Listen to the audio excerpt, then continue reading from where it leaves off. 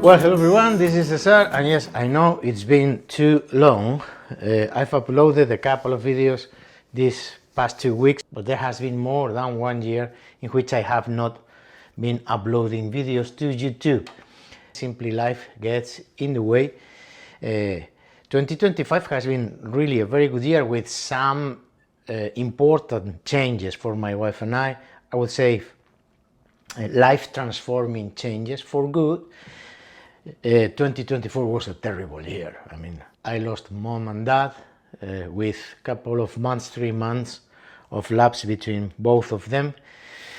But instead, 2025 was a really good year, as I tell you. Well, anyway, so I'm trying to catch up and uploading videos on a more regular basis. This is my 2013 Fender Standard Stratocaster. It was a gift from my wife and is one of my most beloved guitars for many reasons. At the moment I got it, it was Olympic white, but now it's been aging and it's kind of a yellowish, let's say, white, right? Which is beautiful actually. Well, now that we have this controversy with Fender and so on and so forth, I don't want to go into that.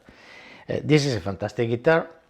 I'm gonna string her with 10s. She's sporting 9s now.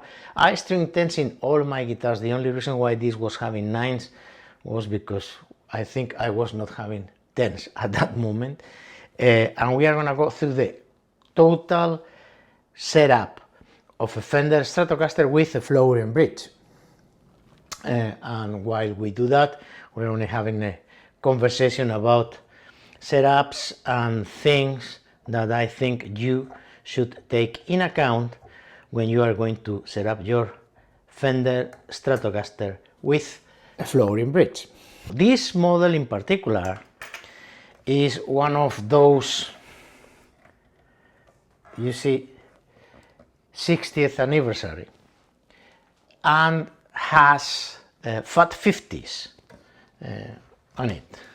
The pickups are fat 50s that I really like them actually. I know there are several big YouTubers who say fat 50s are not fat. Well, I like fat 50s, right? What can we do, okay? We're gonna go through the entire setup. As I said, it's gonna be a long video, sit tight. We are going to go through the different stages of a setup. So first we are going to get rid of the strings that the guitar has. We are going to install, as I say, 10s, Dadarios, normal Dadarios, XL, are the ones that I always put in all my guitars.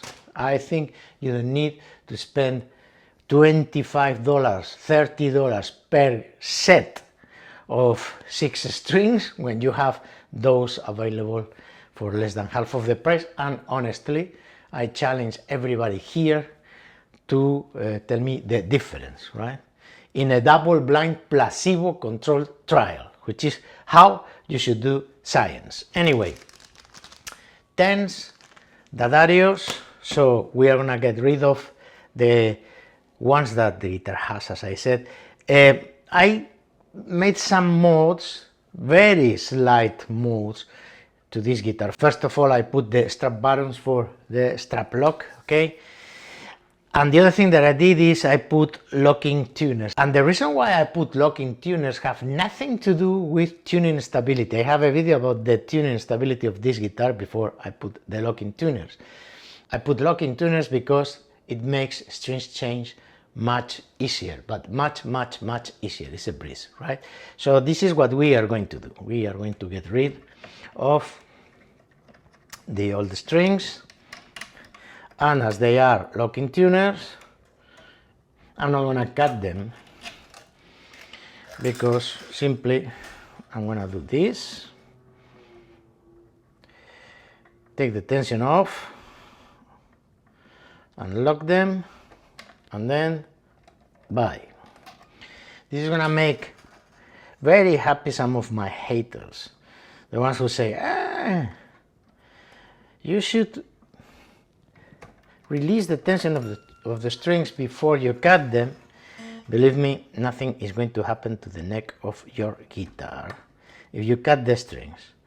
Now that we have the strings of the guitar, we are going to go with the fret erasers, right, to smoothen a little bit the frets.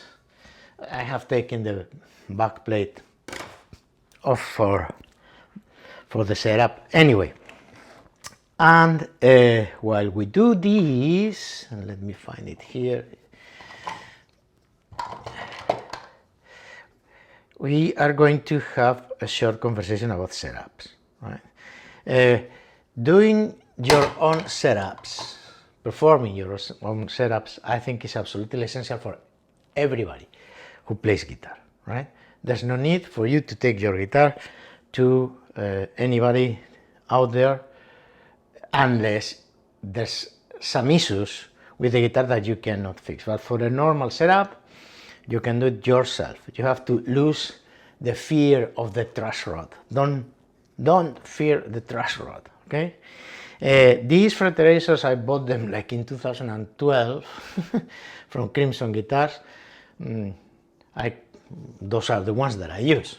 The Corsair, the 220 and 400 are mostly intact, I would say. I use them less, but the finer ones, you see there are, once one of the sides is already kind of wearing out, I cut it, and then, well, they will last forever. So we are going to do the 600 grit, and after that the 1200 grit with the fret erasers, taking care of our fretboard. The frets have some dings, dents, normal wear, nothing that would justify a fret filing yet, okay? This is the old Fender Standard Stratocaster model, American Fender Stratocaster model, American Standard, that now is not produced anymore. They produce a different model. I don't know why they discontinued this. Well, other than the marketing strategies, now we are gonna call it Fender American Professional or whatever. That's fine for me. Those were great guitars. As always, sometimes the factory was producing an instrument that was not, I would say, to the quality level that you would expect, right? But the only brand, honestly, but this is just my experience, yours may be totally different. The only brand that I have, I can say that I have never played a bad guitar is PRS. I have several Gibson, Les Paul, and only one of them is a good player. The rest, well, Yamaha is also really very good.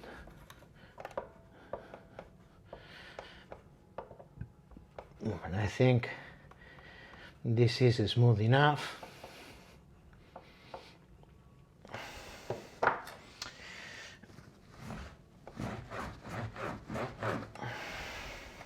That's good for me. Now we are going to put a little bit of Ronsonol naphtha on the fretboard, and after that, just to clean, right? It's cleaning. I only do this when the guitar has been played by someone who's not me, which has been the case. I don't like having the DNA of someone else on my guitar. And once we have done that, we are going to put a drop of F1 oil. Guys from Music Nomad, I really like your products. Probably I was one of the first YouTubers uploading videos with products of Music Nomad. I have never received an endorsement, anything. I'm not looking after that. What I'm saying is, this is a shitty container. I mean, it does not open correctly. The doser always gets stuck here in the cap. So change the container, please. You may very well have done that, and I don't know. But this one, honestly, should open like this, okay? So we put the drop in each one of the fret spaces. I like the F1 products. I think it's a great company and they make good products. But the container of the F1 oil, sorry, the F1, the Music Nomad F1, Music Nomad. This is Fender, this is scratching the door. Give me just a second because I have to open the door for him. I'm coming back.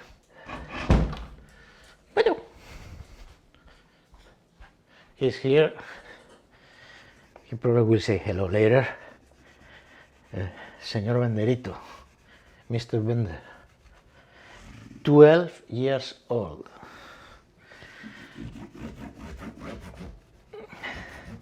He's aging. He's already having some health issues. But in general,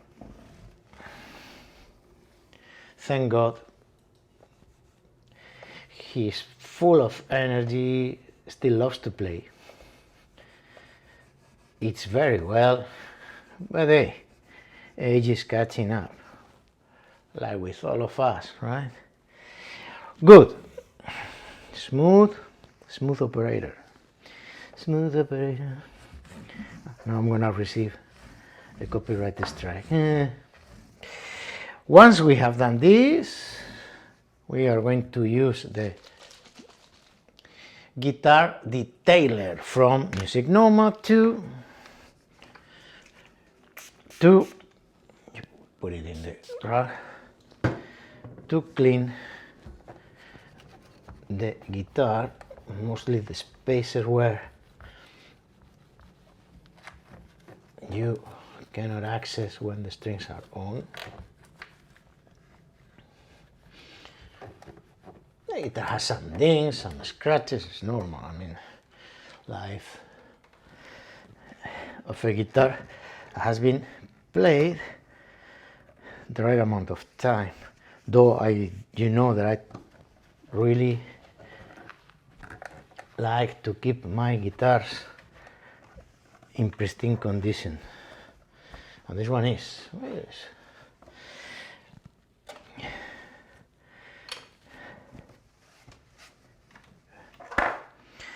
Very good. Okay. Looks the part.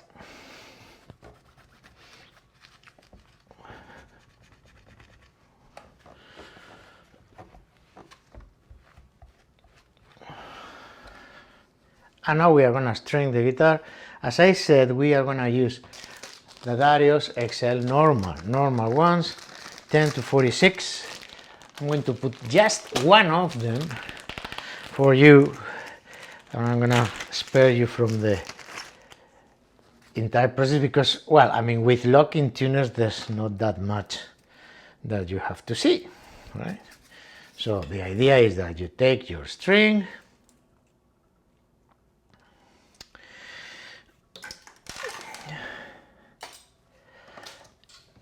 you put it through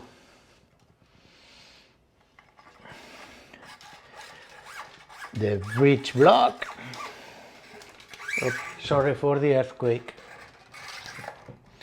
Let me see, we are on the movie. Yes. Then you go to the headstock.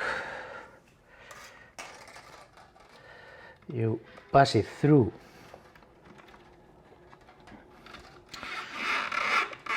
the hole, lock the tuner,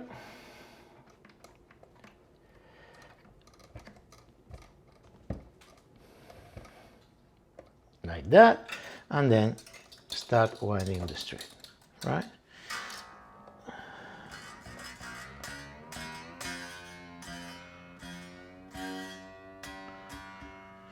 And then you cut the excess. There you go. And you do that for the rest of the strings. So we'll be back in a second. Well, so the 5 minutes transformed into an entire day. Something got in the way and I had to leave the guitar as it was. Anyway, the strings are on the new set of strings, the 10 to 46. And when you do this to a guitar with a floating bridge like this one, two things are going to happen. We have gone from 9 to 10s. The first thing that is going to happen is that the bridge is going to move forward. So this angle is going to increase. We will have to correct that. And the second thing is that the relief probably is going to increase because the tension is bigger. So just with the naked eye, you can see that this angle is too much actually. I mean, it has really increased. Let me give you a closer perspective. And how can we fix this? Well, it's simple. Fender specs say that this angle has to be this distance. The distance between the bridge and the body of the guitar has to be 3.2 millimeters, right? Magically, we have a fret rocker from Crimson Guitars that if we measure it, you see, 3.24. So what we are going to do is we are going to go on the back of the guitar with the claw, adjust the screws, tighten them until this gets really tight into that distance. This is what we are going to do. And for that, we're going to turn the guitar around. And here is the claw. And we need to tighten those screws. Let me just zoom a little bit for you. And guys, this is, well, there are people who have blocks and so on and so forth, and then they go straight to the right measurement. What I do is simply I take a screwdriver, sorry, like this one, and I tighten the screws. Give me just a sec. So I put the right bit into the screwdriver, and we go and tighten the claw. How much? Well, I mean, this is try and error basically, right? I would do 1/4 of a turn.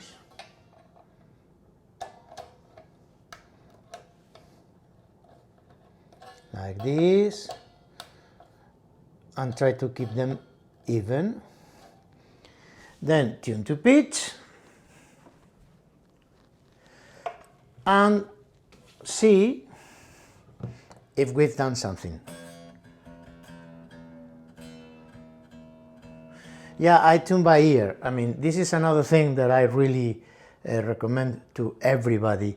You need to learn how to tune by ear. Anyway, I'm going to put a clip here, a clip-on tuner, just to make sure that we are accurate. But I tune most of the times by ear, and I am close enough. In fact, I am, yeah.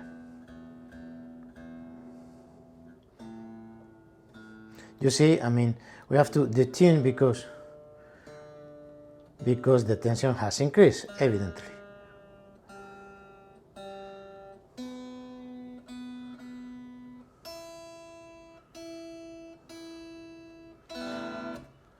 Good. Now, let me put a post-it here so we don't scratch the guitar, right? And now, let me just zoom. Now the purist would say, but the thickness of the post-it, guys, come on, I mean, seriously. Okay, there's still room to tighten the claw. So we have to continue with the process. Sorry, I don't know if I am in the movie. Am I? Yes, I am. We go and we tighten the claw a bit more. And this is how it's done, guys. Like it or not.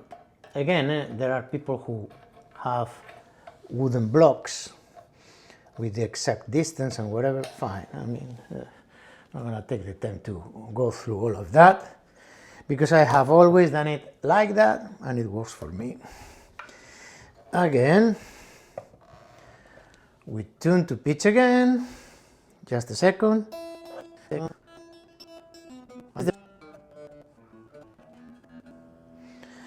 And we try again with our fret rocker. And now it's there. Probably a little bit too tight. So we do this again and we loosen a bit the screws, right?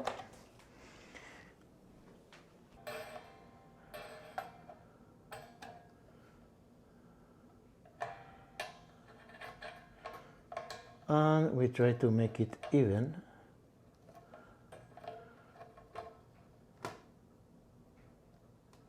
There is the way. And I think we are going to be exactly there. Let's tune to pitch again. And now we should be, yeah, we're there. Perfect. So we have it to Fender specs. And why do I use the Fender specs? Well, for the bridge, it's because I like it. I mean, I like the way it works for me with the Fender specs. Now, the next thing we're gonna do is we're gonna check the relief on the guitar. And for that, I'm gonna take you to the chair. Well, now we are gonna check the relief, and logically, what should have happened is that the relief should have increased, right? Because we have increased the tension on the guitar. And the way we check the relief is, as always, we take a capo, we put a capo at the first fret, and then we take feeler gauges. These ones I have are in millimeters, but it's exactly the same, okay? Because they are European feeler gauges, right? And we press the fret where the neck meets the body, and in all my necks I always have around 10 thousandths of an inch, which would be 0.25 millimeters, 10 thousandths of an inch. We check fret 7, fret 9, okay? And yeah, and this is a lot. We are going to tighten the truss rod. And now, very important, use the right wrench. You risk ruining the threads of your truss rod. This is the wrench that came with the guitar, with it. It's always in her case. Now, the other day, by the way, I saw a Yamaha guitar with the truss rod totally, I mean, the nut was totally wrecked. I mean, it's a major surgery, right? So what we do is we go in the truss rod and then we tighten the truss rod. We turn it to the right, okay? To the right. The other day, someone made a comment on one of my videos. Oh, he says to the right, and then he tightens it to the left. Listen guys, depending on where are you looking, right? So if you look at the truss rod like this, what we do to tighten it is turn it to the right, okay? This is what we are going to do. Turn it to the right. By the way, this is a bi-flex truss rod. This guitar sports a bi-flex truss rod. The principle is more or less the same than a dual action truss rod, not exactly. Right? This is Fender. Fender is coughing a lot lately.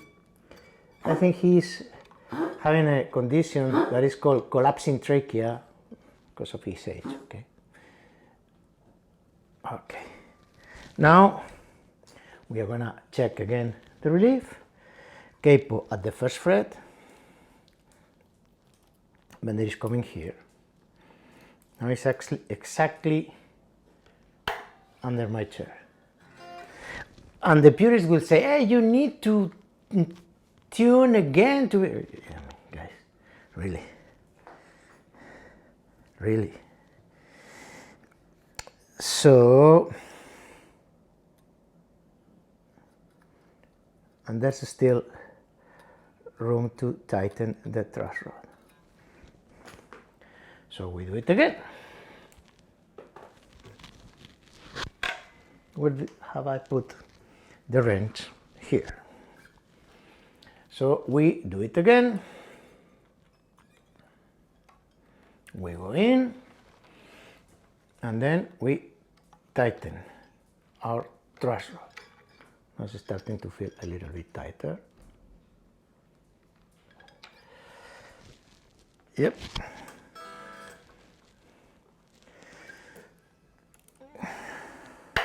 Okay, put the first fret, and we are getting there. In fact, I would say we're almost there, just a bit more of tension, okay?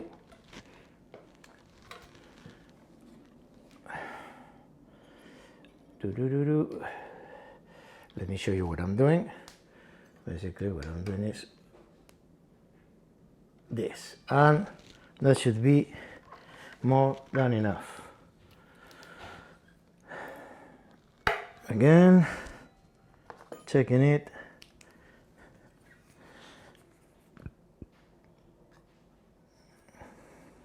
Yep, that's right. So we have our truss rod tightened to provide the right amount of relief to our neck, okay? And now we are gonna go with the string height. After the string height we will do pickup height, and after the pickup height we will do intonation, okay? So I'm coming back to the bench. Well, Fender says that you need to measure the string height at the 17th fret, okay? We are gonna do that. I always do that in my Stratocasters. The thing is that usually I do it in playing position, but it's difficult for me to show you how to do that in playing position. This is why the guitar is back to the bench. On top of that, the 17th fret is here, so it's already past the heel. That area is not going to move that much, okay? So the string height that I always look for is around 4/64, which is 1.6 millimeters, 1.5 millimeters. And that is a string height that is comfortable for me. In some of my guitars I can go a little bit, but just a little bit lower, and in some of them I have to be a little bit higher, depending on the bass that I can hear and how the guitar is built. Anyway, so what we are going to do is we are going to measure that. I should not see a lot of differences because we have adjusted already the neck relief and the bridge. So we should be in the ballpark. I'm using, as always, my Fret Guru, which I think is the best string ruler out there. Again, not a sponsor. Nobody sponsors this channel. So I can say whatever I want, actually. And we go to the 17th fret, which is this one here, right? And we see what we read, and sorry, let's go with the 64ths. And yeah, I mean, the first string is, well, the sixth string is at 4/64, the fifth string is at 4/64, the fourth string is at 4/64, the third one 2, the second one 2, and the first one 2. And now what we need to check is if the saddles are even. So if the, say, left leg and the right leg are leveled, right? And just with your naked eye you can see that this is not the case here. So at the sixth string we will have to pull it a little bit higher, this one, and probably we have increased now the string height just a bit. So we are going to take both of them together down, not up. 1,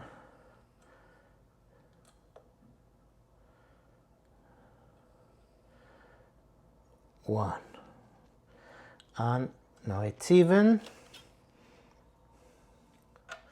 and we check at the 17th fret,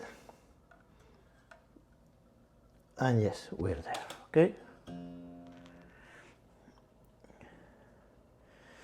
Now, we do the same for all the saddles, which probably this can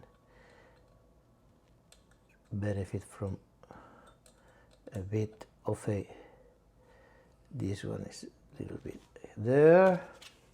Let me recheck the height.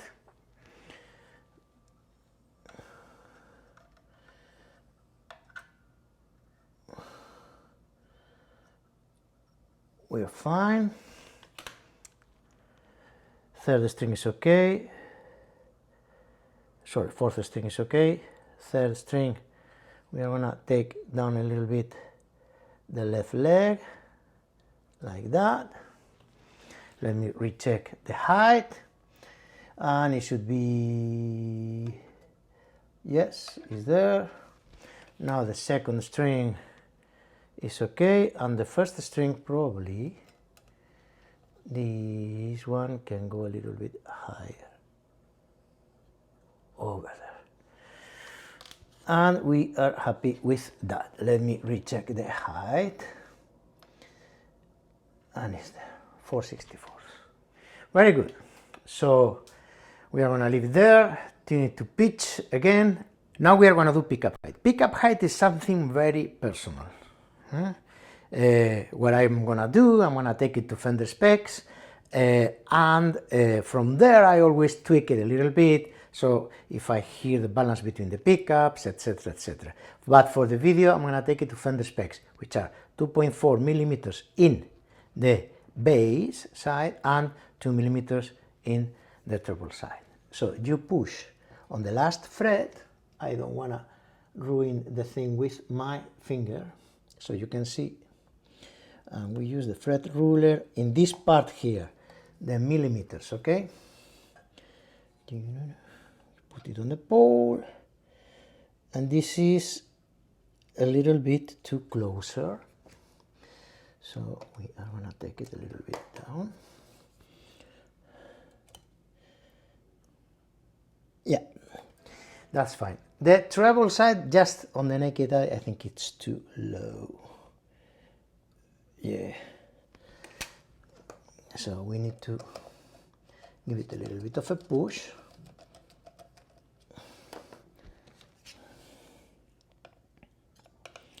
Okay, now I've been too ambitious.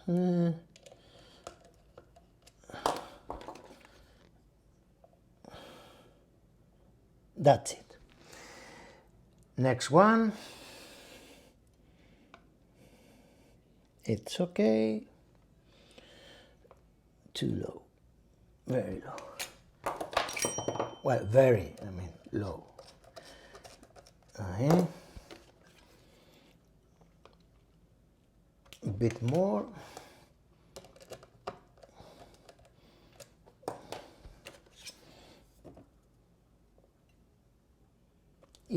bit more.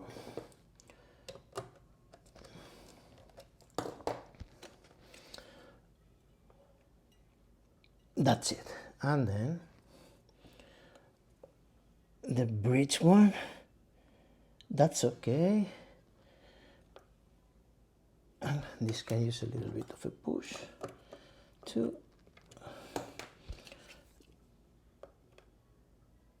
Very good. So I have taken them to Fender specs, and then once I play, I would see if there is something that needs to be even tweaked a little bit, right? By the way, I have watched a video in YouTube of a guy that pushes the poles in order to make them even here, right? Hits the poles with a soldering iron and then pushes the poles and then makes them even, or to avoid what he calls stratitis. Be careful with that. Not all the pickups are, I would say, susceptible of keep working, right? Keep working after you do that. Some of the pickups are going to ruin totally the winding around the poles. And those ones, the Fat 50s, I think you cannot do that. I will never do that to my pickups, honestly. Okay, intonation. So there's no such a thing as a perfect intonation. It's physics, right? But we will have to go as close as we can to a good intonation. This is why I'm bringing here my Kemper that has a fantastic tuner, kind of strobe, right? Well, so what we are going to do in each one of the strings is tuning it to pitch, producing the harmonic at the 12th fret, and then fretting the note at the 12th fret. If when we fret the note at the 12th fret, the reading is that the note is sharp, meaning that we need to increase the distance between the saddle and the nut, there, right? And if the note is flat, meaning we need to decrease the distance between the saddle and the nut. Good. This is the principle. So as you see, I have not taken out my post-it just to prevent any scratches. For the purists, you know, because there's always someone in the comment section. Anyway. So what we're going to do is we are going to produce a harmonic at the 12th fret at the 6th string. It's a bit sharp, so we are going to tune to pitch. Now it's, I think, very good. And now we're going to fret the note. And it is really good. So the 6th string is intonated. Now we need to do it for the 5th string. We produce the harmonic at the 12th fret, tune to pitch, and now we need to fret the note. And it's flat. As it is flat, we need to take the saddle toward the nut. Okay? And again, a short adjustment goes a long way. Look at what happens with the tuning.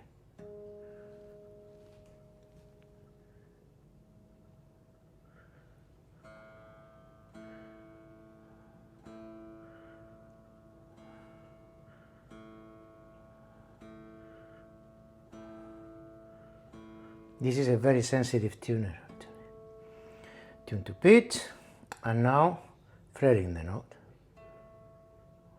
It's still flat. We need to take the saddle towards the nut, shortening the distance.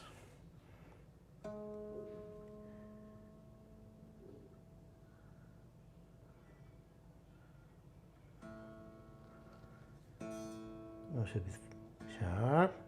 Okay.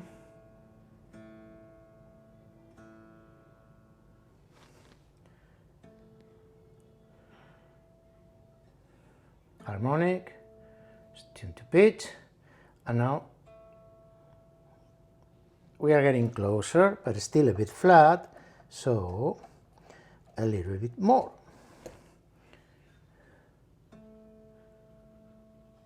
Tune to pitch again.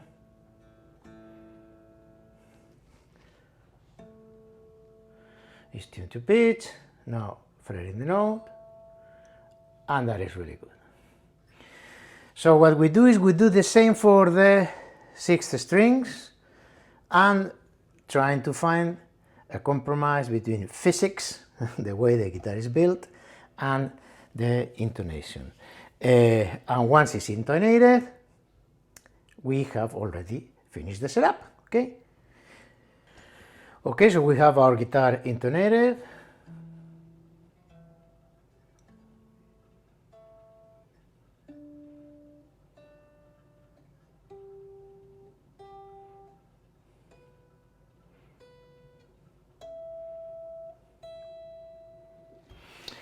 And why is that important? Because the notes are going to sound the same here than at the beginning of the neck.